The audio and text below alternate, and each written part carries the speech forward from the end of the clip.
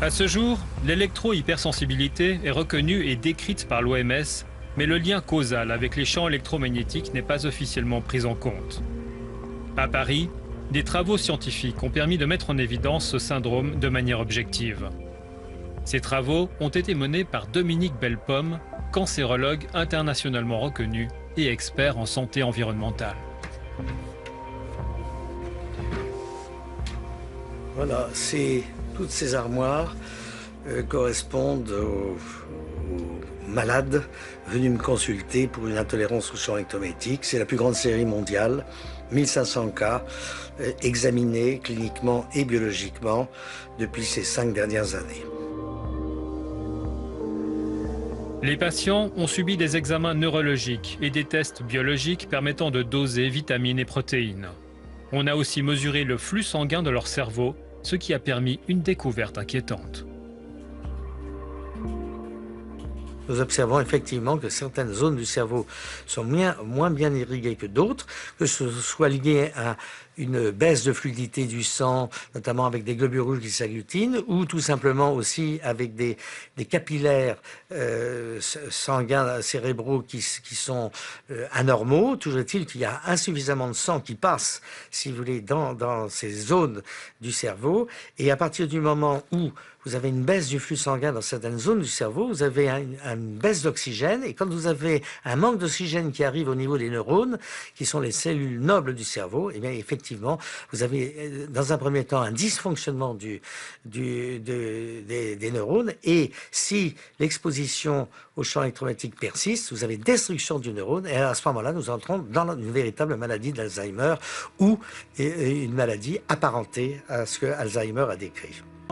Nous arrivons à un autre examen qui prouve que la radiation par micro-ondes électromagnétiques causée par la téléphonie mobile provoque un effet biologique dans notre corps. Il s'agit de notre sang. L'effet appelé rouleau de pièces de monnaie démontre comment nos globules rouges réagissent à la radiation. Bonjour, je m'appelle Herbert Jung, je suis praticien de médecine parallèle et homéopathe depuis environ 20 ans. Dans mon travail, j'ai constaté qu'il y a de plus en plus d'obstacles à la guérison qui sont causés par la téléphonie mobile.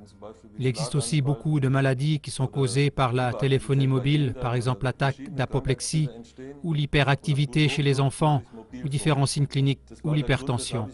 C'est pourquoi je me suis aussi préoccupé de la microscopie sur fond noir, parce que selon mon point de vue, c'est la seule méthode avec laquelle on constate par image la gravité de la manière dont la téléphonie mobile agit. Je prends maintenant une goutte de sang d'un sujet d'expérience qui n'a pas été ou qui n'est pas exposé à la charge de la téléphonie mobile et vous verrez par la suite comment cela agit.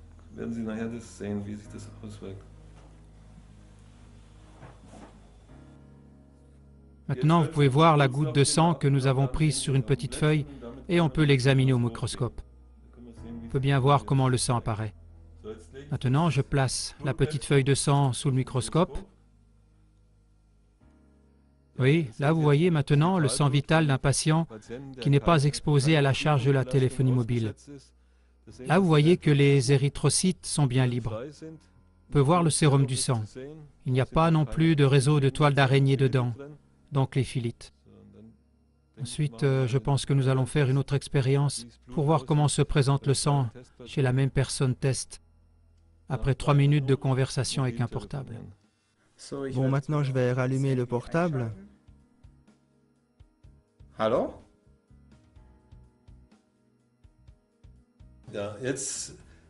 Maintenant que la personne test a téléphoné 3 minutes avec le portable, nous voulons voir ce que cela a produit. Faisons maintenant une prise de sang pour pouvoir l'analyser. Bon, nous avons maintenant le sang au bout de 3 minutes d'appel avec le portable. Regardons maintenant ce que cela donne.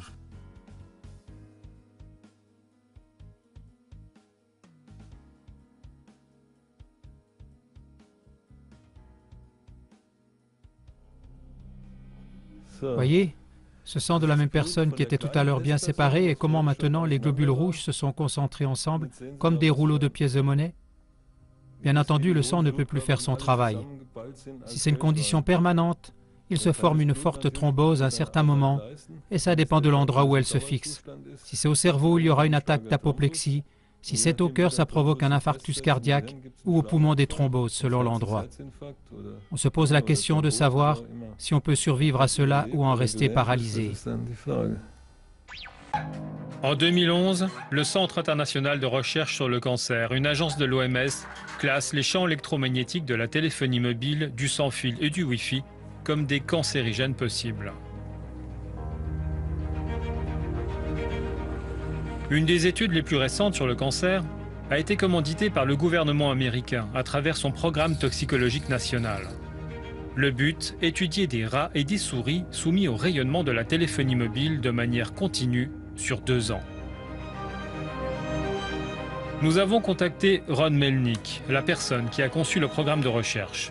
Il a répondu à nos questions depuis le Connecticut.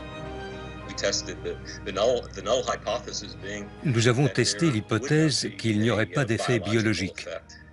Et les résultats disent qu'on peut réfuter cette hypothèse, parce qu'on a observé des effets sur la santé.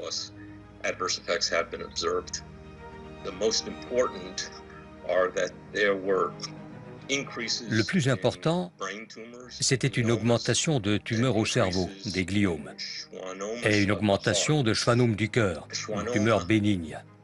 Les cellules de Schwann composent les gaines des nerfs. Là, c'était dans le cœur. Il y avait aussi des dégâts à l'ADN observés dans les cellules du cerveau des rats et des souris.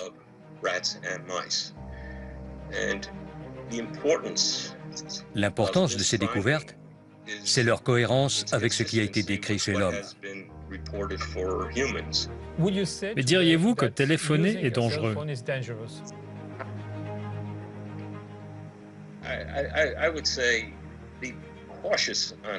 Je dirais qu'il faut être conscient de la manière de l'utiliser.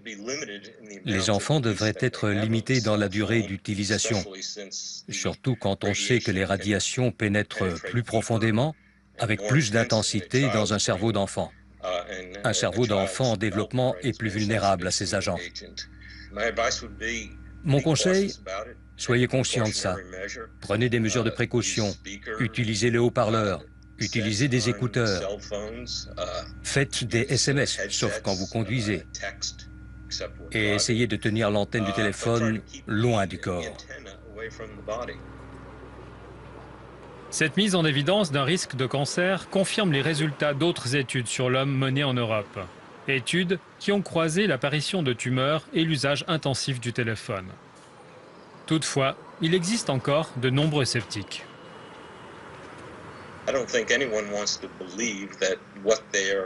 Je pense que personne ne veut croire que ce qu'il a en main comporte un risque potentiel de cancer. Mais maintenant, les preuves scientifiques s'accumulent dans le sens qu'il existe un risque pour la santé.